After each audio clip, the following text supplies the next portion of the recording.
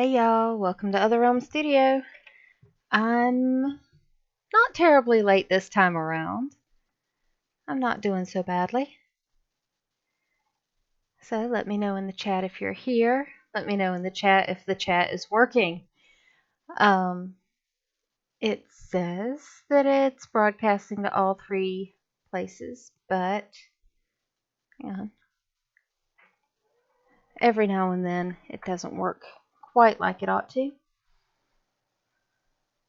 So I just got through listening to a YouTube, well, more or less a podcast, because he doesn't have a lot of graphics going on, by Comics by Perch. And he was discussing, let's see, building a crowdfunded audience for fun and profit. So he posted that one 4 days ago, and I'm only just now catching up.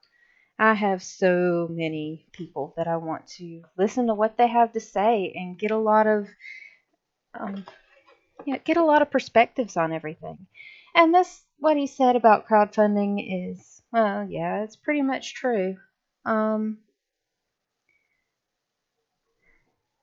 So if you're considering running a crowdfunder to get your comic made, I'd advise you to look him up and take a listen to that one. It's only about 16 minutes long. Zoom in here on this one. We're going to jump right into this.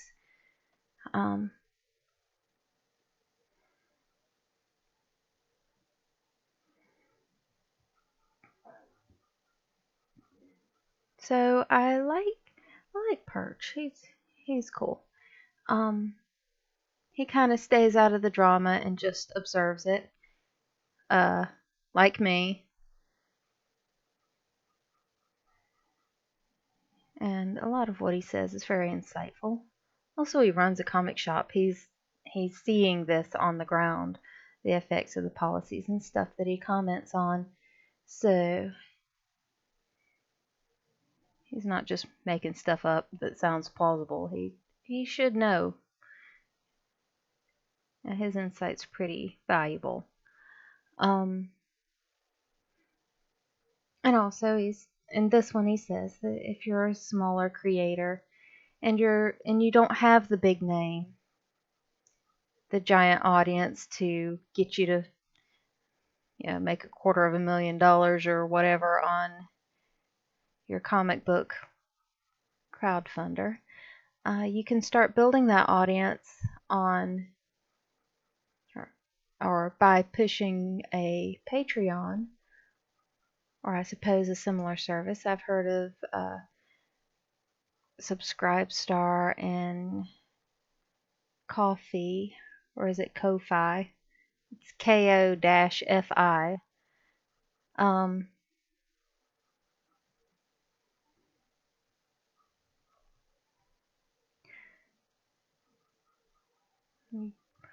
Work out exactly where these shadows should be going.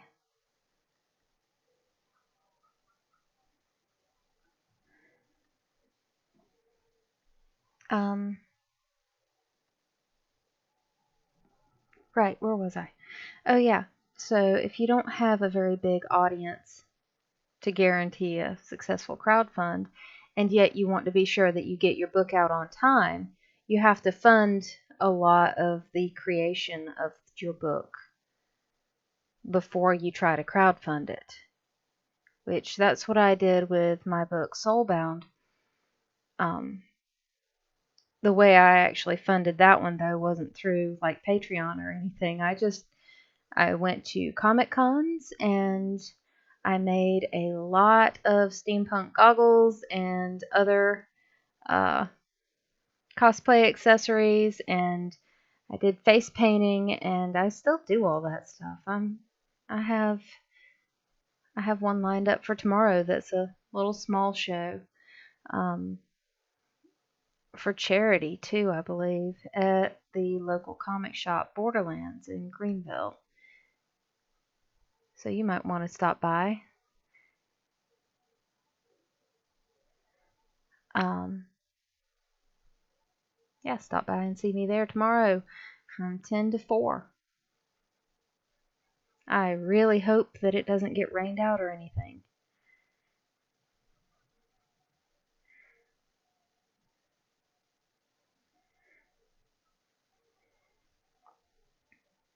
So I didn't get as many cons lined up this year. Um, but yeah, so I worked really hard and I saved up money. I did everything on a shoestring. I stayed out of debt with it. I didn't lay out any more money than what I had saved up for anything that I did. So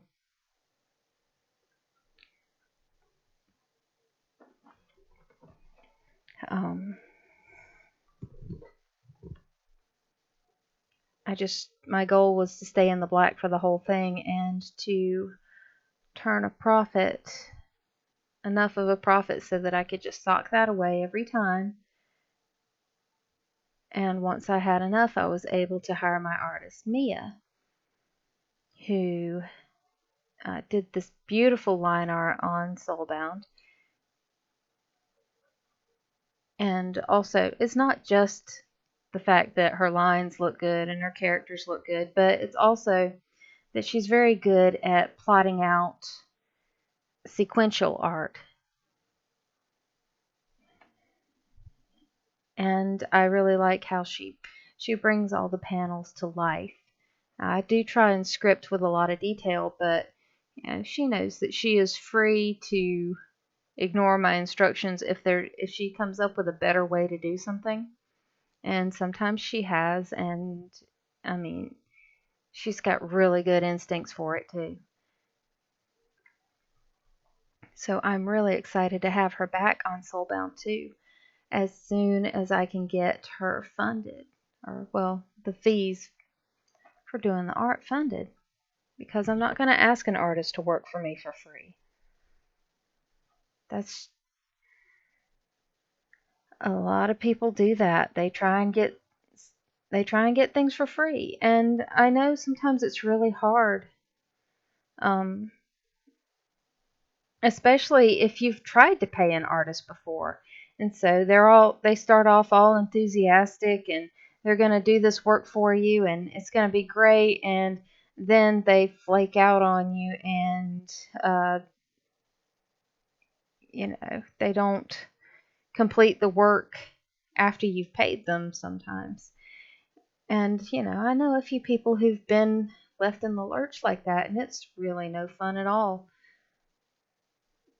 So there's no trust there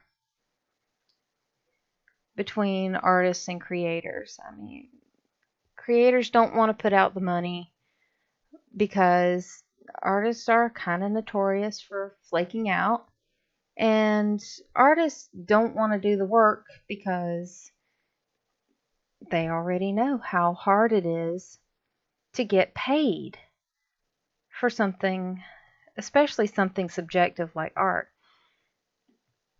So there's a lot of problems. I don't really know how to solve it. I mean, I wish all artists could be reliable, but that's just not the case. I've had my times when had I've made promises based on how I was feeling right then, and I could have done it if only I had stayed in good health mentally and all. But when we just don't know what kind of problems we might run into later.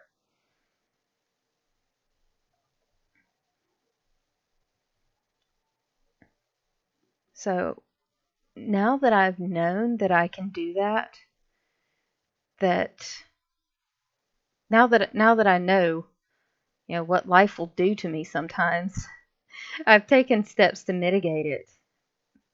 So it's much less likely for me to, flake out on somebody like that. I don't take on a whole bunch of projects just because I need the money for whatever. I don't do very many projects at a time. And I have my priorities set in place. And I also insist on clarity. It's so important before you start work on a project that you are absolutely 100% clear on what your client wants. Because if you don't know what your client wants and you start doing this thing where you go back and forth for a while and neither of you is really sure, and then you're like, well, I really need to back off and give it some time to breathe, and maybe I'll figure it out on my own. And no, that's a guarantee that you're going to stall out and never finish the project, and you're not going to know when you're going to be able to deliver it to your client. Your client has to be prepared for you before you take on any work as an artist. And, I guess that would be a good thing to, tell prospective. Ugh, goodness, tripping over my tongue here. It would be a good thing to tell prospective clients as well, or anybody who wants to hire an artist. Know what you want. Be clear. Be flexible. You tell the artist as much information as you can. You give them as much to go on as possible.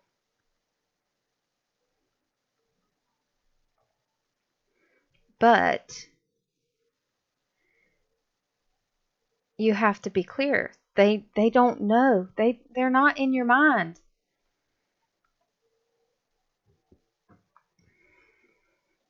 Until the project is complete, there's no way the artist can tell what it is exactly that you want.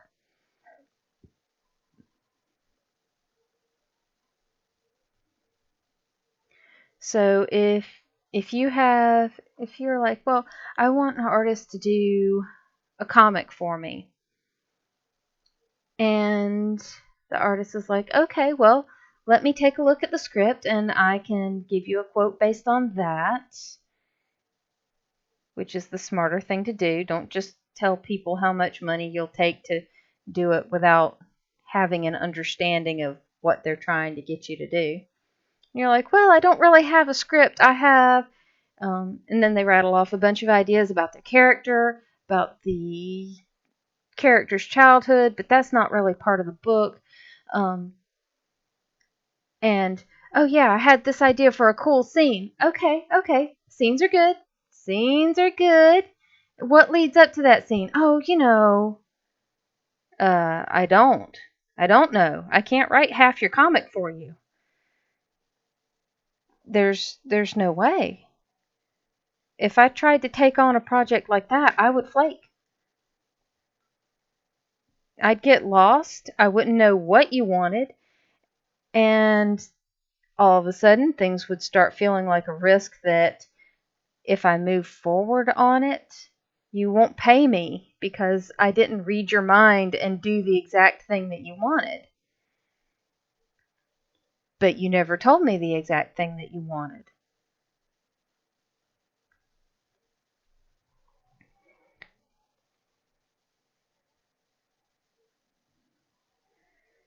So, yeah, that's why I don't take on many projects. I need to be sure that I've left enough time to have really awesome communication with the one or two clients that I have at a time.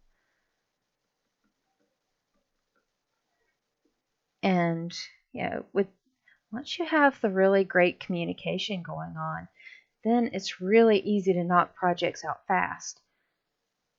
So I can schedule projects and I can beat a deadline really quickly. I can work fast because I do the pre-work ahead of time so that I know what I'm going to be doing. And I know that it can be accomplished in this amount of time. And I'm not ever put in that position. Well, I don't know if I'm never put in that position where I have to back out of a project, but it makes it a lot less likely if we all know what we're getting into up front.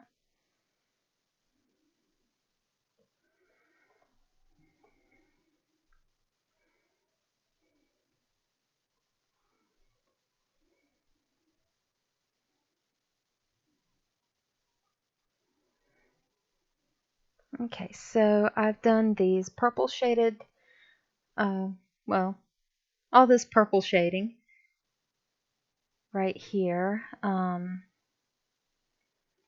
need to remember not to be afraid to be bold with my shading choices.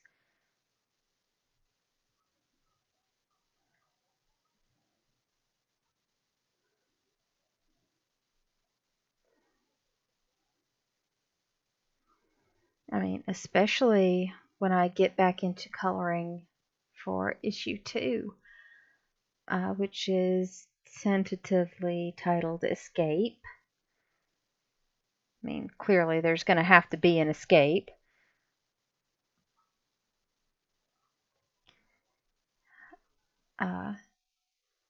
And Soulbound. So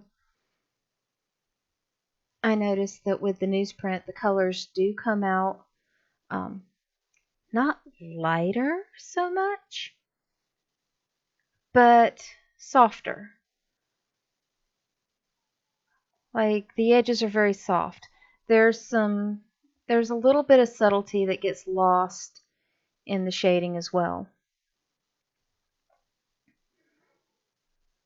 Well, what's really great news about that is I can be really bold and experimental in my shading, and it won't clash.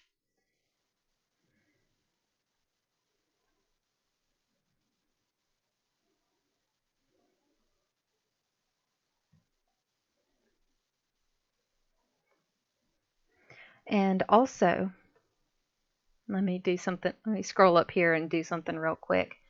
Uh, Pop a new layer on there. Let's go into decorations. We're on effect. Uh, there, Sparkle A. Sparkle A does really nice stars.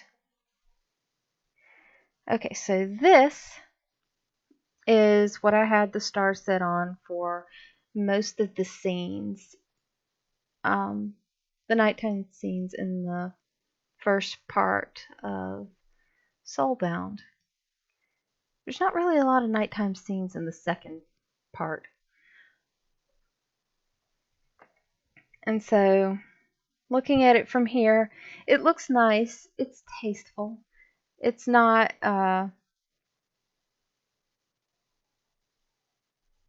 it's not goofy looking at all. But what's interesting, here, let's do that. In the newsprint, the color bleeds a lot more, so the dark color surrounding it bleeds more. So our little points on the stars are a little shorter than they looked on the screen. And the overall stars are smaller. So instead of this, well, oops. All right, what am I doing? What happened?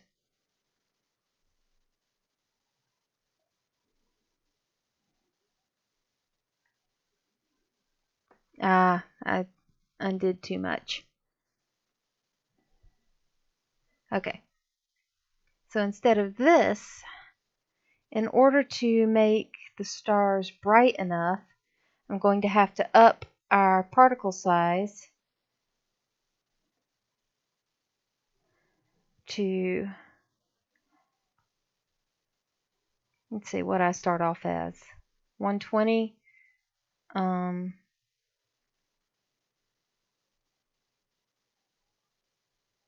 Let's do something like tripling that.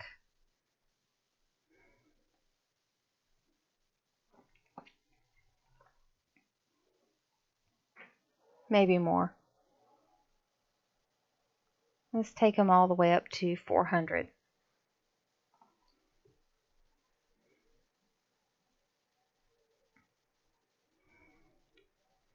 So instead of our first stripe of very tasteful, subtle stars, for newsprint, I would go with something more like this. And then once it's printed, it will look more like these, or a little bit in between them. But this shouldn't get nearly as lost. And also I had a few effects for little stars like this on just adding some shine to some jewelry and stuff. And they nearly disappeared because, your white against the dark background especially is going to get, a little bit of bleed over onto it.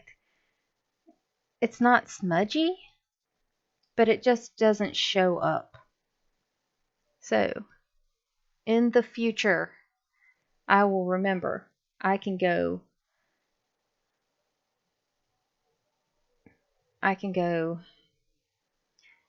big and almost tacky looking with my stars. That's really cute. Maybe not for this particular scene, but I don't have to like dial it back so much.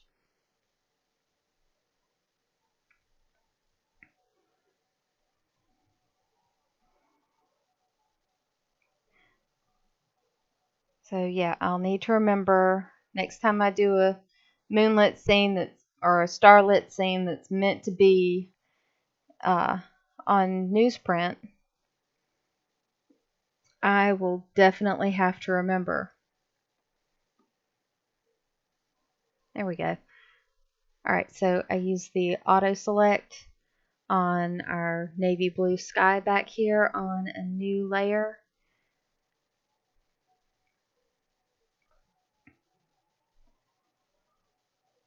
So that's what's going on there.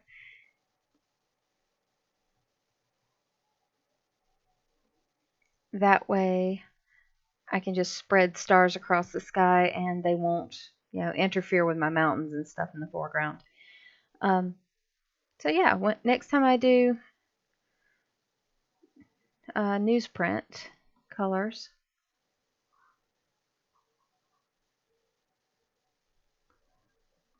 I will need to make my stars and my sparkles a lot bigger.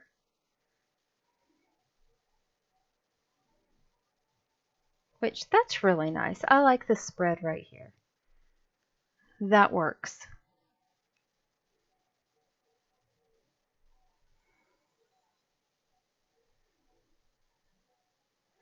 Okay, now deselect so that I can go back to my multiply layer and back to my pen, back to my light grayish tones, back to the blue.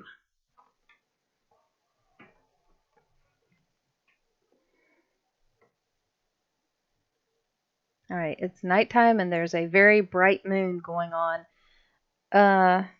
over here in the upper left of the screen and out from it a bit. A big moonlit spotlight.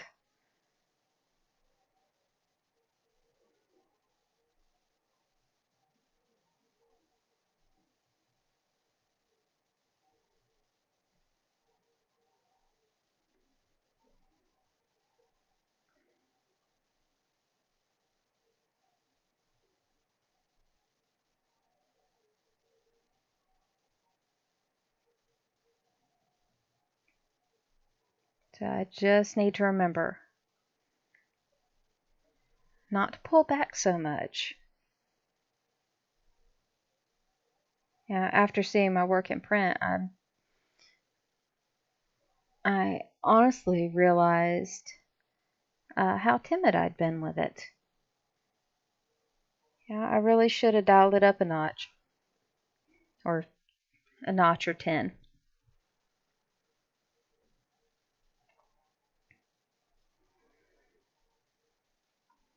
Oop. I'm trying to scroll in on this, not tap it. Okay.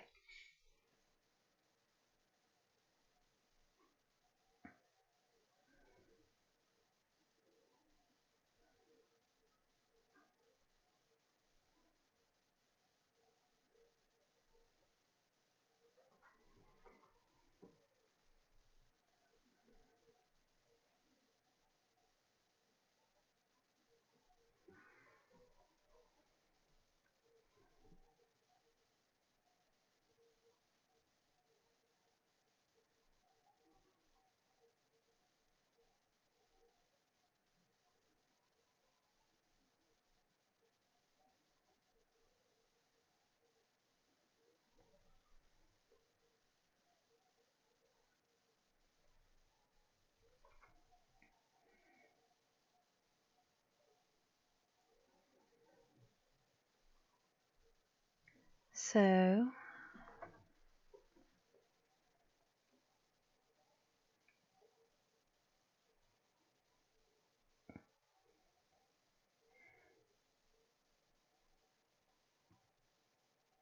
one thing about being both an artist and a writer, and also needing an artist to help me finish out a book, because goodness knows if I had to do it by myself, I would still be working on it and likely scrapping most of it and starting over again, because that's life. And you hyper focus on uh, what the flaws are, and everything's gonna have some flaws. I mean, my book isn't perfect, but I've reached, like, I have it where I can tell that it's good. That's huge, because for a lot of things, for my own art, it's really hard for me to tell if it's good. Writing, I can tell. There's a point at which it kind of sings. When you quit, looking at it and wanting to fix it, and you just read it and you forget that you were trying to do edits, for example. But even then, you need an editor, or at least one is strongly advised.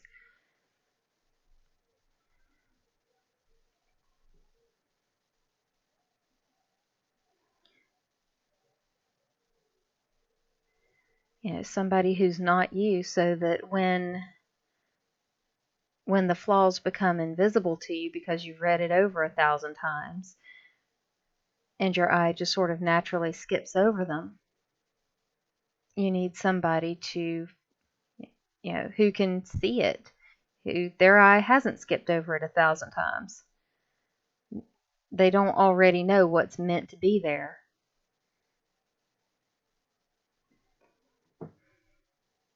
Or what you intended by the passage. They have to come to it, without any of the advantages of being the author. Without, again, without knowing what it is you had in mind for it. You have to see how well you communicated. And that's what the editor's for, to tell you how well you communicated. There are a lot of people who, well, I don't know.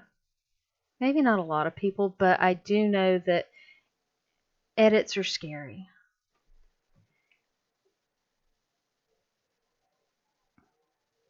I mean, you might end up with somebody who does not get your genre whatsoever. They might come into your book and tell you, yeah, I really enjoyed your book except for everything about it.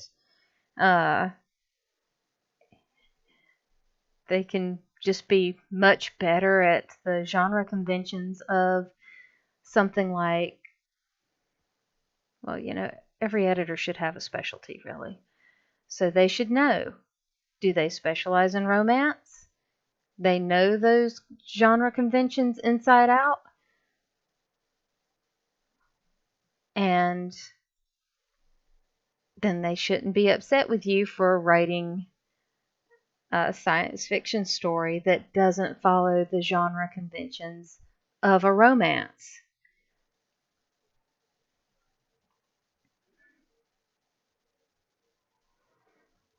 And if you hand somebody a romance novel and what they've been an award-winning editor for some other genre, you can't expect them to be an award-winning editor for your novel, because romance is a really hard one to nail. You about need a specialist in that.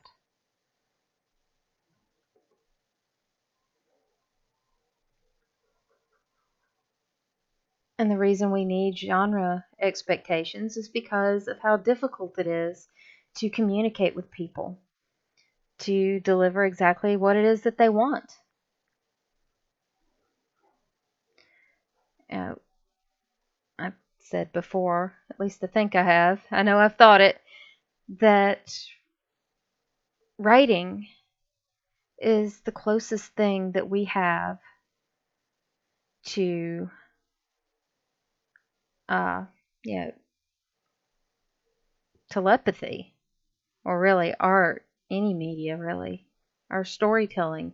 That's what we have. Instead of being able to like inject our thoughts directly into somebody else's mind, what do we have? We have our stories that we tell, that we write down, that we record, we draw them. I mean, we do our best, and sometimes people still don't get it. I have this recurring theme that probably says a lot about me, creepily. Um, that of somebody who can't speak. They have no voice. Something like the Little Mermaid, the original Little Mermaid. They have no voice, and they desperately want to communicate. Or they have a voice, but they don't know this language. Which yeah, Becca's going to have a nice time of that in the other realm. In my comic. I mean, it's kind of an important point. How are you going to communicate with people? It's so necessary, and it can be so difficult. And sometimes people misunderstand. Sometimes it seems like they're misunderstanding deliberately, and then you have a war.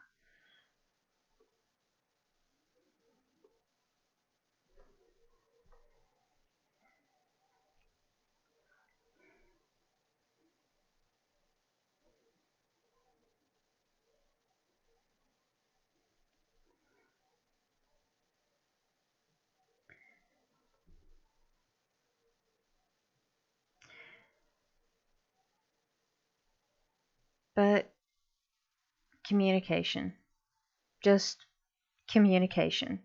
It's so important. It's so necessary. It's so difficult to do. Um, and you can't get there by shutting down people with opposing viewpoints or whatever, because they have had a different thing communicated to them their entire lives. If you just keep hashing it out and don't shut it down, the truth will wash out of it.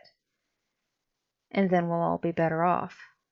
That's what the idea of freedom of speech is supposed to be all about, too.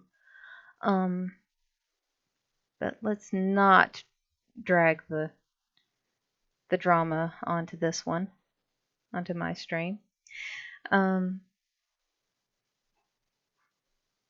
So yeah, if you want to tell a story, the first person you have to tell your story to is whoever's working with you. You have to get your artist on board with your story, and you have to be clear. If you can't communicate to your artist, then your story's going to fail. Let's go ahead and get that out of the way now.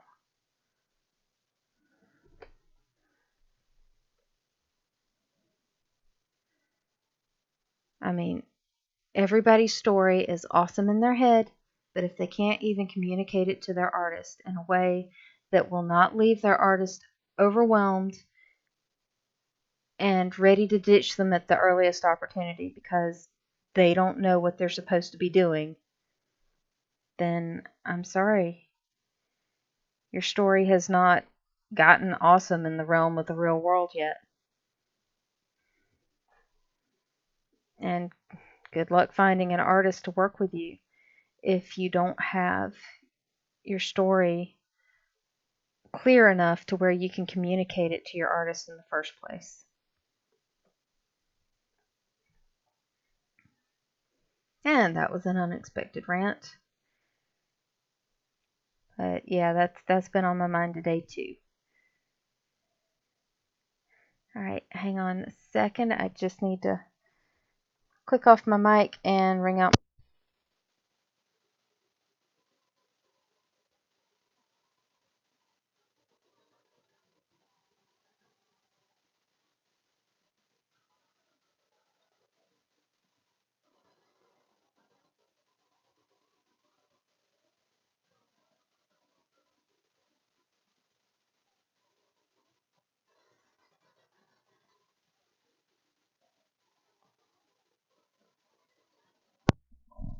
Whew, my hand about cramped.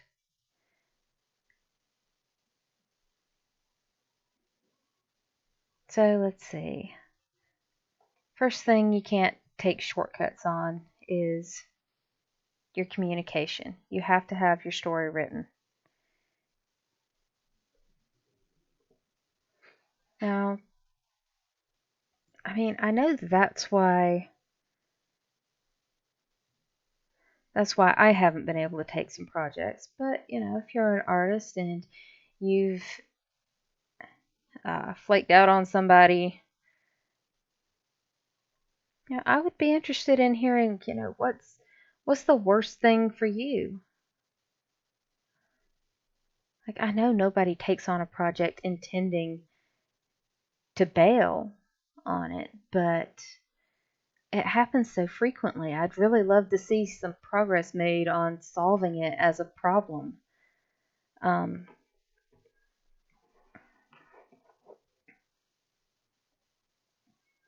so I think I think it'll be a huge help when creators have everything lined up, like a real comic script.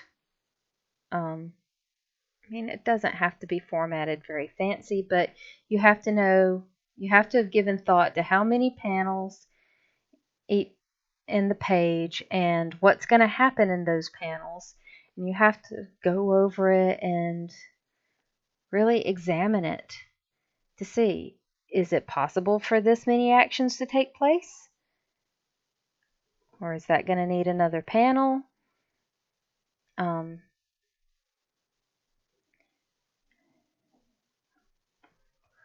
or,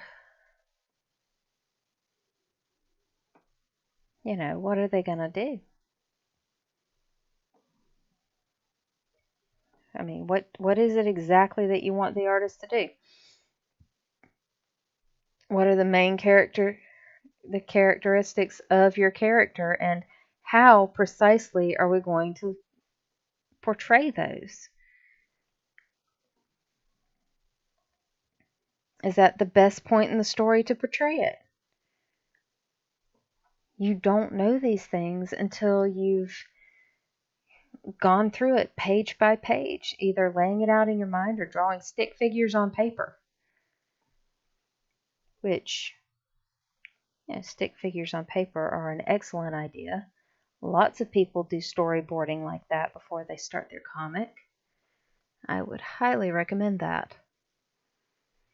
Okay, I'm going to use a color in the orangey family here. I need to do the shading on my people and on the inside of the skull and along the spine, and that's going to require some warmer colors. These are all going to pop a bit. I hope. They should. Oh, look at that. When I zoom in this close, there's a few artifacts left over.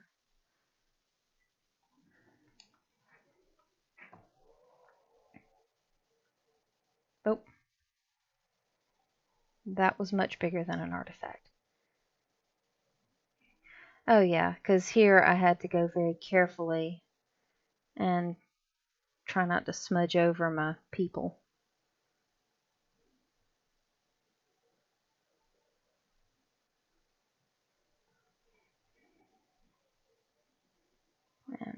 here. All right.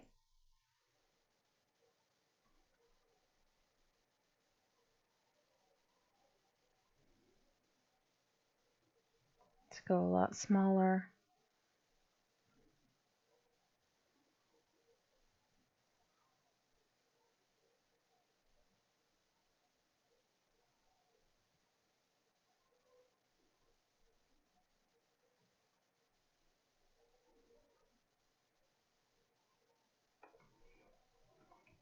I think mole people turned out cute. They look a lot better than they did when I started them off as little weirdly proportioned stick figures. But now they make more sense. This one's a kid.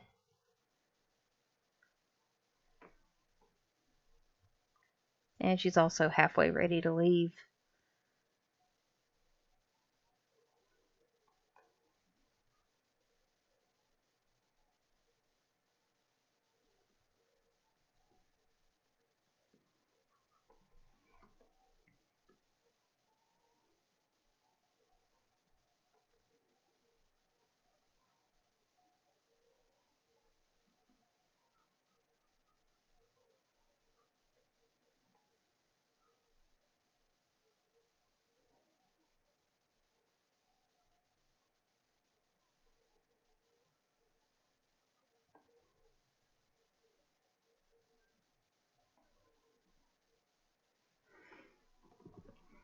Okay.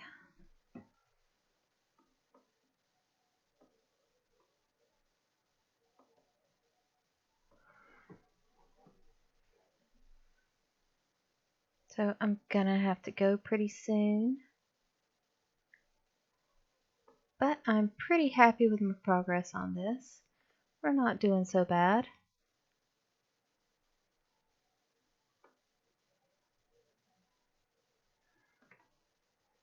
See how easy it is to just add so much more character with just a little bit of shading.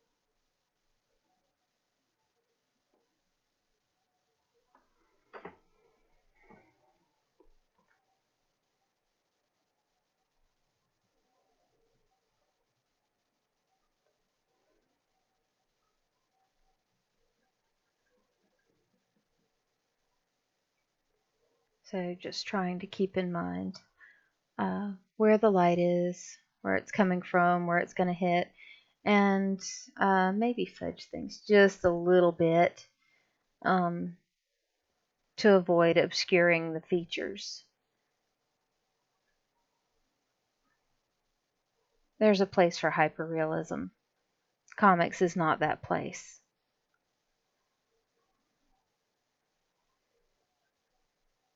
You want it to look good. You want it to look plausible. You don't want it to look like a photo that has maybe like a Instagram filter on it or something.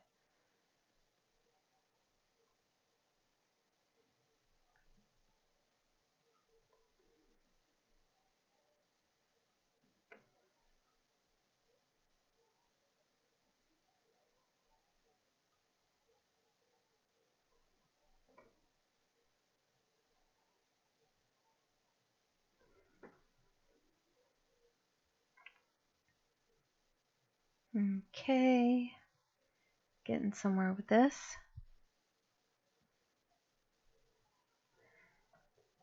Alright, so it's time for me to go. I'm going to frantically try to get a few more strokes in, while I also frantically try and remember what my sign-off routine is. I've got to have some kind of routine.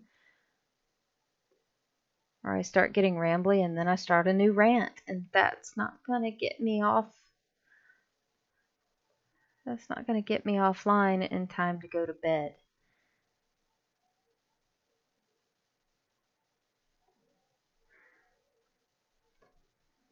So, let's see. I'm thinking about doing a Patreon. I mean, I've had an account. I don't really love the way that they run their business. I may do something a little bit different than a Patreon if I can find one that I like their business a little better. Um,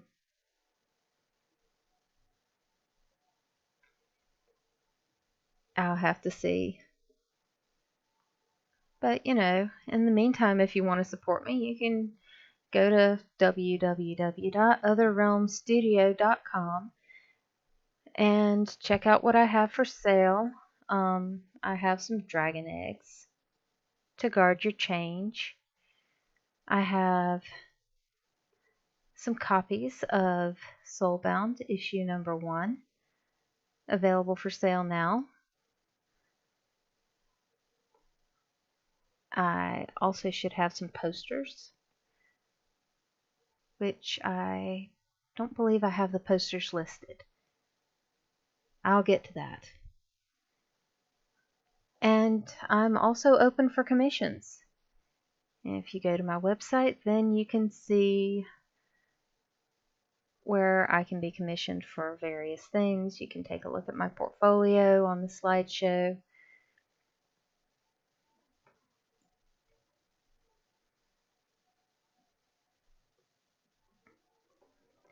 And yeah, if you like my art, if you like what I'm trying to do here, if you like stories that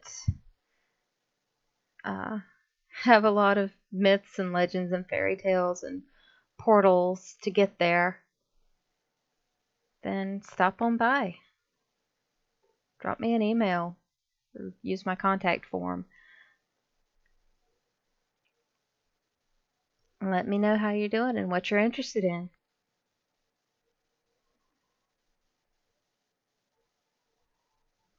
And I want to thank you so much for watching. I appreciate it more than you know. And like I said, everything is communication, and communication is everything.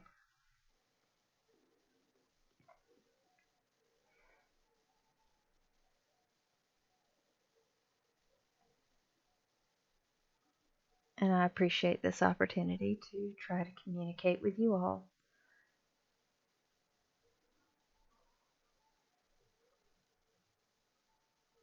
So that's going to be it for tonight. I appreciate you. And I'll see you in the other realm. Good night.